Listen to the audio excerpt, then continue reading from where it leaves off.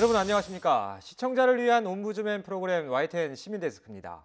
YTN 시민데스크는 시청자 여러분의 의견을 좀 더 가까이서 또 다양하게 듣겠습니다.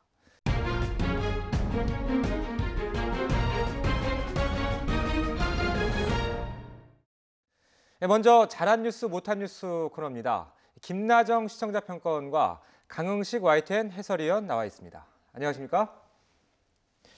자, 먼저 잘한 뉴스로 저희 YTN 연속 보도였었는데 국내 강제동원 현장을 가다 보도를 꼽아주셨고 또 아쉬운 뉴스로는 북한 최선희 외무성 부상과 관련된 내용을 꼽아주셨는데 어떤 의견이신가요?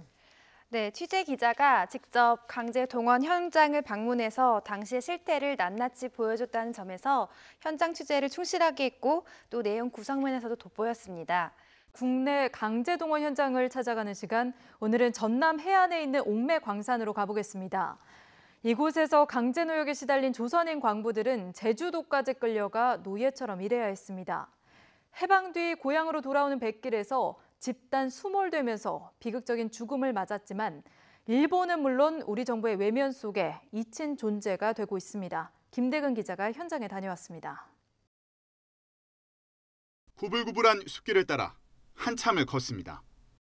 조선인들의 피땀이 서린 가파른 산길엔 문짝이 떨어져 나간 옛 광산 입구와 다이너마이트를 보관하던 창고까지 여기저기 일제의 흔적이 숨어 있습니다.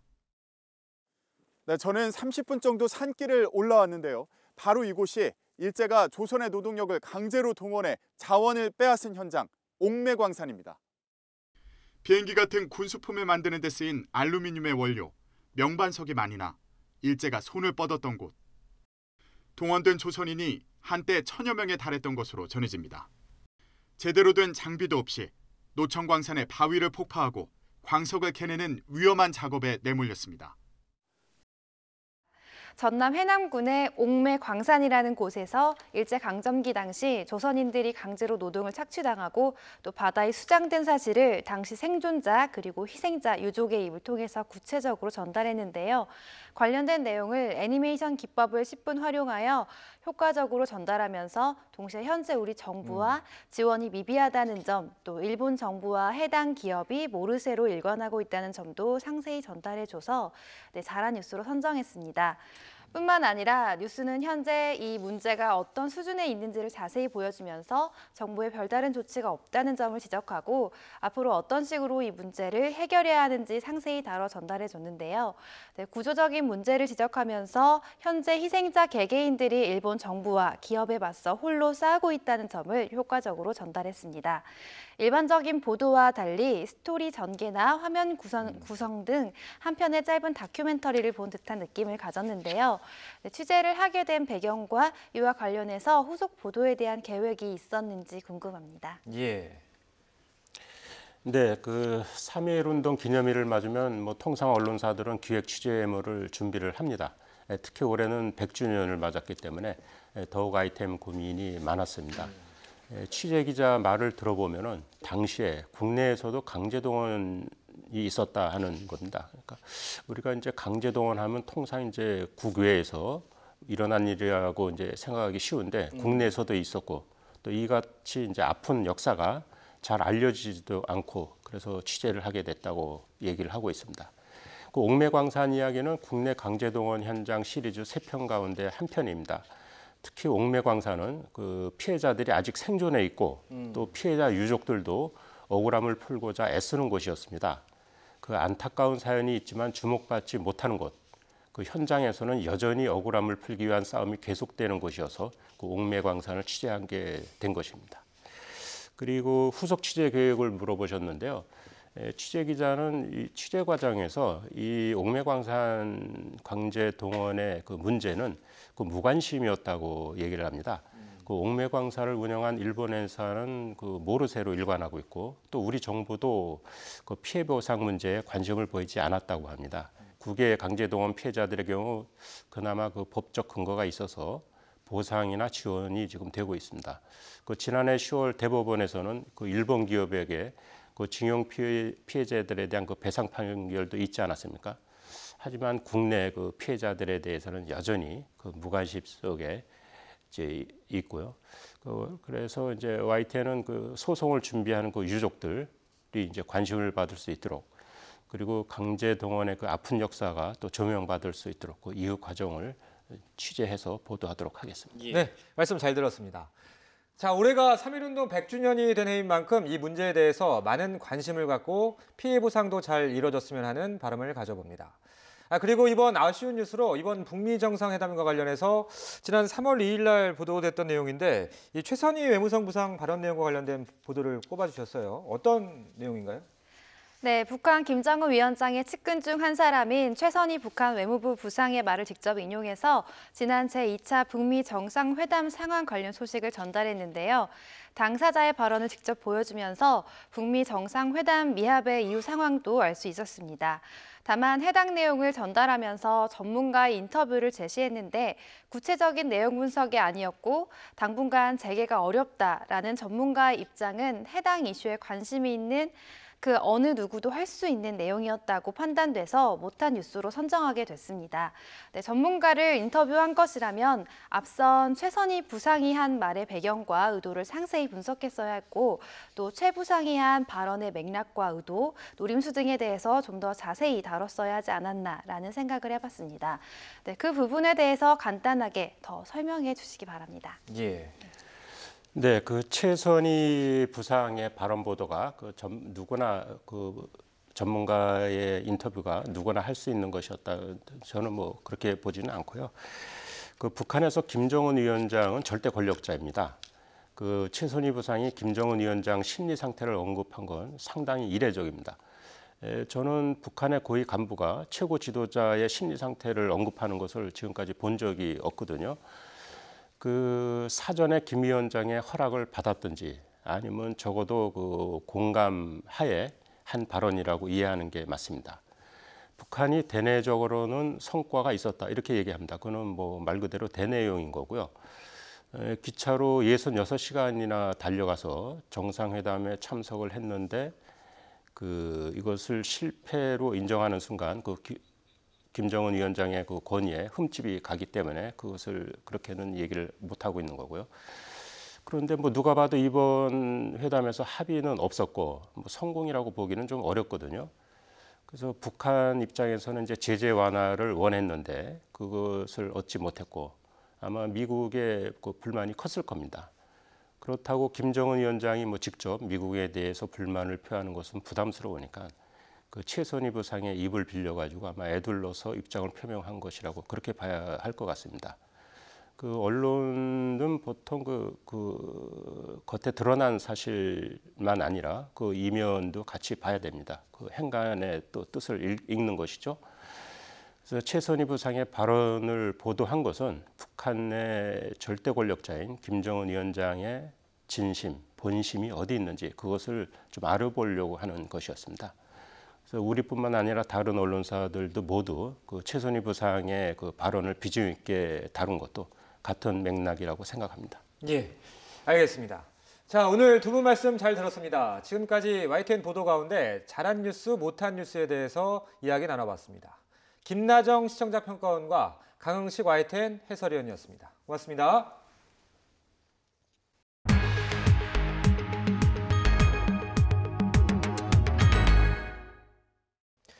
방송에서 어느 것 하나 중요하지 않은 게 없습니다. 영상이나 음성, 자막 등 모두 방송 기술을 기반으로 이루어지고 있는데요. 그래서 저희 제작진이 시청자 편의를 위해서 끊임없이 기술을 개발하고 있는 YTN 기술연구소를 찾아가 봤습니다. 함께 보시죠. 전국 투표율을 살펴보도록 하겠습니다. 전국 투표율 집계 반등률 21.7%로 전남의 투표율은 58.7%로 밝히고 있습니다. 북한은 프로그램의 상당수를 비핵화를 할 준비가 될 수 있었습니다.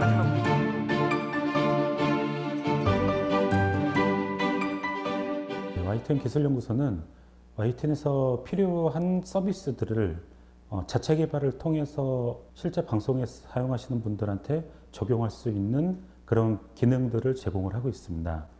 보였다 안 보였다 해가지고 항상 데이터가 있습니다. 그 플레이를 눌러놓으면 여기서는 이제 아무 데나 들어갈 수가 있잖아요. 뭐 저런 건 아예 없애는 걸로 그렇게 해주겠죠. 네. 방송 하단에 뉴스 정보가 표출되는 스크롤 정보나 아니면 주식 정보가 나오는 그런 부분들, 고속도로 소요 시간 같은 거를 실시간 데이터들을 표출해주는 그런 영역들을 하고 있고요.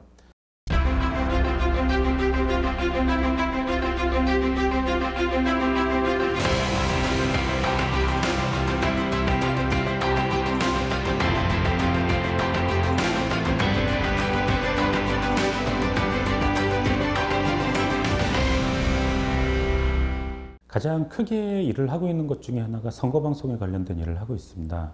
선거방송에 관련돼서 데이터 수집에서부터 방송에 표출되는 부분까지 전 영역에 거쳐서 저희가 자체 개발을 하고 있는데, 전체 수집부터 표출까지 모든 부분들을 할 수 있는 방송사는 거의 YTN이 거의 유일하다고 볼 수 있을 정도로 저희들은 자체적으로 개발을 진행하고 있고요.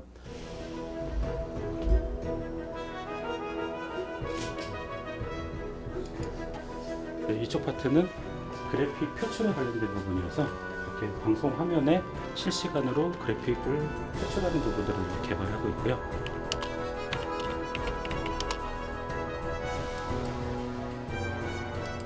이쪽은 영상을 녹화하고 그 다음에 송출하는 쪽에 관련돼서 담당을 하고 있고요.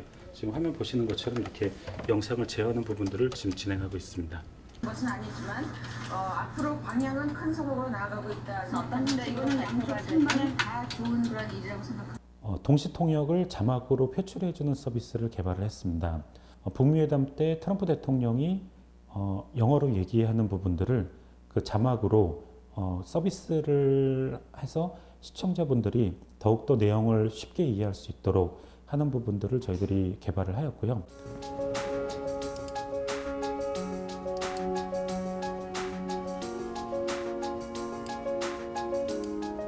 이 VCR이라고 그래서 기존의 VCR을 대체해서 영상을 자동적으로 플레이하고 또한 녹화하고 할 수 있는 기능들을 저희들이 개발을 하고, 정부 지원금을 받아서 장애인분들께 스마트 수어라는 부분들을 저희들이 개발을 하고 그 다음에 구축을 해서 서비스를 하고 있습니다. 지난번에 딱 1.2%의 뭐를 증가했다. 네. 글씨 이건 조금 현재 방송에 필요한 부분들에 대해 끊임없는 고민과 개발을 통해서 시청자분들이 더욱더 쉽고 편안하고 현실과 미래가 적절한 조화를 이룰 수 있도록 노력을 하겠습니다.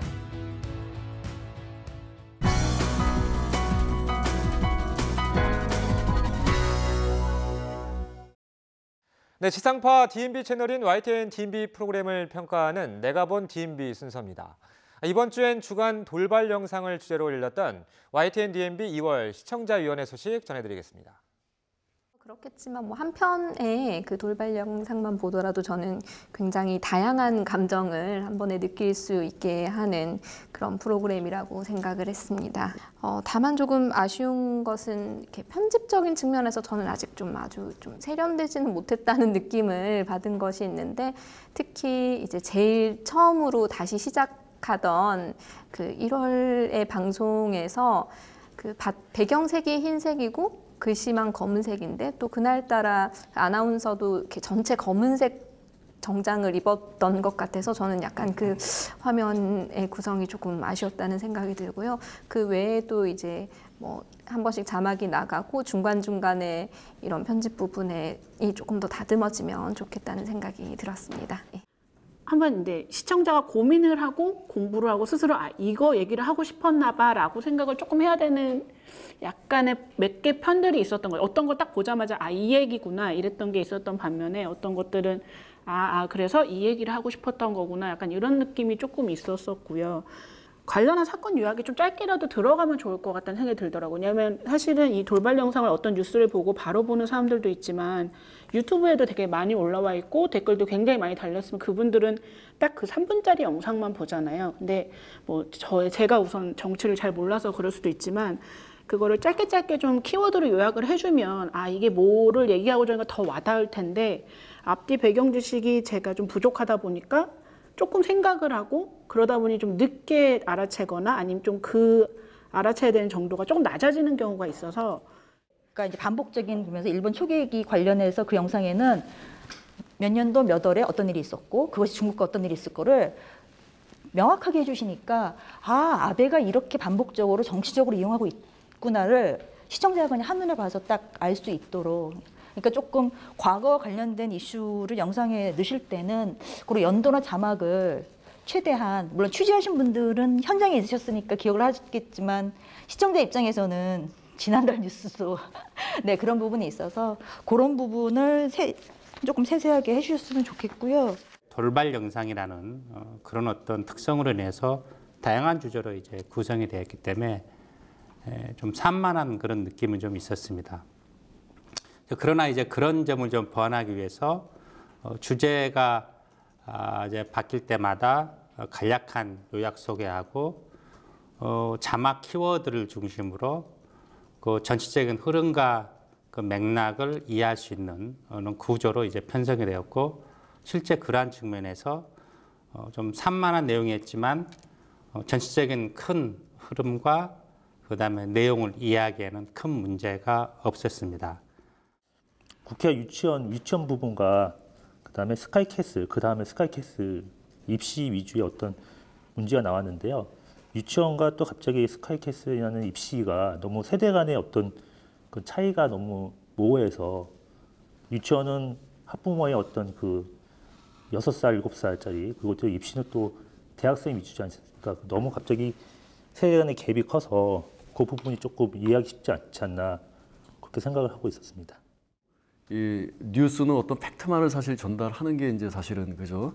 그게 이제 정석인데, 어떤 의도를 가지고 제작자들이 의도하는 바를 갖다가 이렇게 좀 주입시키려는 뭐 그런 의도를 가지고 만들지 않았나 하는 그런 평을 또 받을 수도 있을 것 같아요. 이제 자기 완결성이 있어야 돼요. 그러니까 거기에 대한 충분한 사전 지식이 없더라도 딱 그 내용만 보면 저게 무슨 의미이고 무엇을 포커스로 잡았는지가 바로 느낌이 와야 되는데, 그러한 사전 배경이 없을 때 그걸 보면 우리 보고 판단하라는 건가? 우리가 평가해야 되나? 막 이런 느낌 들 때가 몇 가지가 있어요. 전체적으로 좋은데.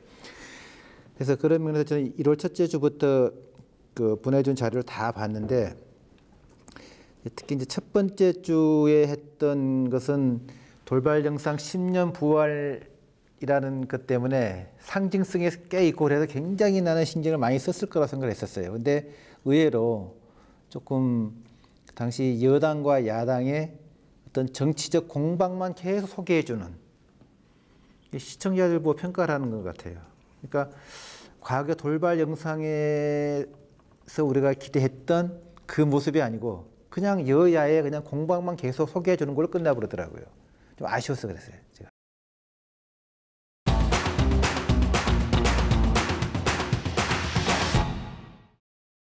다음은 시청자 여러분이 보내주신 제보 영상을 소개해드리는 코너죠.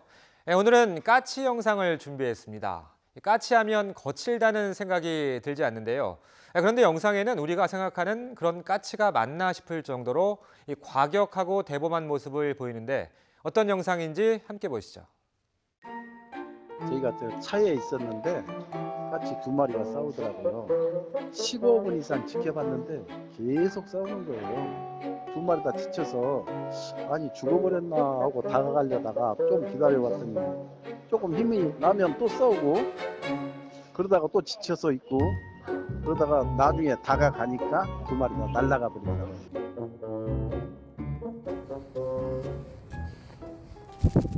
아야, 아야, 아야.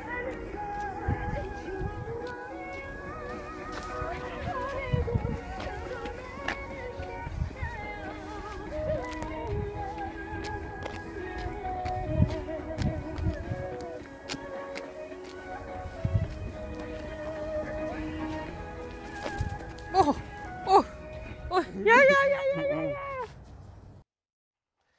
여러분의 소중한 제보를 기다립니다. 놓칠 수 없는 재미와 훈훈한 감동이 있는 영상을 찍어서 올려주시면 방송에 적극 활용하겠습니다.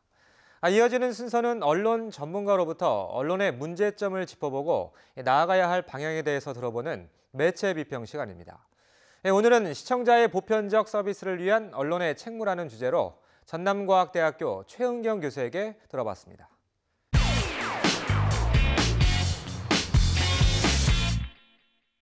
오늘날 민주주의 사회에서 미디어의 이용은 필수 요소라고 합니다. 특히 방송 시청은 국민의 알 권리를 충족하는 것으로 미디어를 보고 듣는 것은 우리의 일상에서도 중요한 일입니다. 때문에 현대 사회는 이용자가 TV와 스마트폰을 통해 세상을 접하고 지식과 정보뿐만 아니라 즐거움을 얻을 수 있는 문화 복지권, 즉 보편적 서비스에 대한 접근을 보장해 주어야 합니다. 해외 선진국들의 경우 국민의 문화 복지를 향상시키기 위해 일찍이 시청각 장애인을 방송 접근을 보장하는 정책을 시행하고 있습니다. 즉 수어, 자막, 화면 해설과 같은 장애인 방송 서비스 제공 의무를 합법화했는데 우리 정부도 2000년대 만들어진 장애인 차별 금지법에 따라 방송 접근권을 지원하고 강화했으며 이하 시행령과 고시를 통해 정책 지원의 근거를 마련해 왔습니다. 그리고 정책을 시행한 지 5년 만에 선진국 수준의 장애인 방송 서비스를 제공하고 있으며 최근에는 주문형 다시 보기 방송에도 의무 제공 정책이 어떻게 적용되어야 하는지 진지하게 논의하고 있습니다. 예컨대 나이, 성별, 직업, 그리고 장애에 상관없이 누구나 방송에 접근할 수 있어야 한다는 사고방식으로 사회적 합의를 이룬 국가에선 정부뿐만 아니라 장애인 방송 서비스를 제작하는 사람들과 방송사들이 적극적으로 협력하도록 합니다. 예를 들어 영국은 자동 음성인식 기술을 자막방송 서비스와 연결시켰고 일본은 기상정보를 아바타 수어에 적용하면서 차세대 기술과 접목시키는 것에 계속 도전하고 있습니다. 뿐만 아니라 전 세계 190개 이상의 국가의 회원을 거느린 온라인 기반의 플랫폼 사업자 넷플릭스는 40여 개의 언어로 자막 방송을 무료로 제공하고 있는데 그만큼 장애인 방송 서비스는 미래 방송산업 기술과 보편적 문화복지 정책에 중요한 역할을 하고 있습니다. 국내에서도 주목할 만한 사례가 있었습니다. YTN은 보통 가장자리에만 머물던 한국어 수어 통역사를 화면 중심에 두고 주요 화면을 오히려 작게 해서 예고 영상을 제작했는데 장애인 방송 제공의 의무를 부담스러워하는 많은 방송사들에게는 귀감이 되었다고 생각합니다. 하지만 여전히 비인기 프로그램을 위주로 심야 시간대에 장애인 방송 서비스를 제공하는 관행은 개선이 필요합니다. 또한 서비스 제작사는 전문성도 강화해야 하며 동시에 서비스의 품질을 감시하고 비판하며 격려하는 이용자들의 목소리에도 귀를 기울여야 합니다.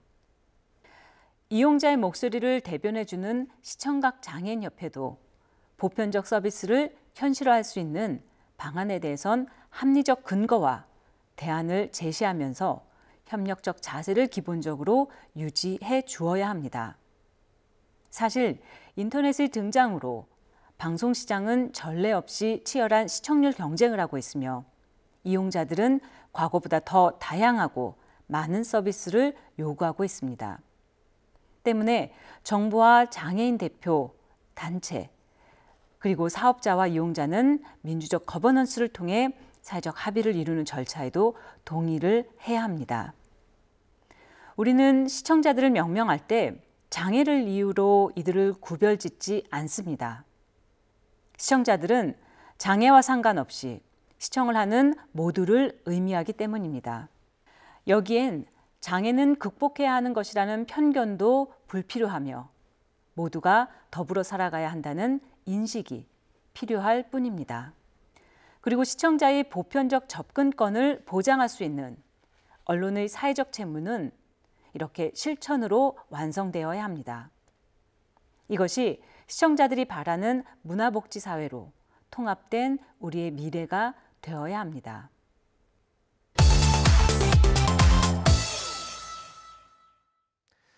YTN 시민데스크는 시청자 여러분의 다양한 의견을 귀담아 듣겠습니다. YTN 홈페이지 시청자 의견에 글을 남겨주시면 더 정확하고 공정한 방송을 만들기 위해 반영하겠습니다.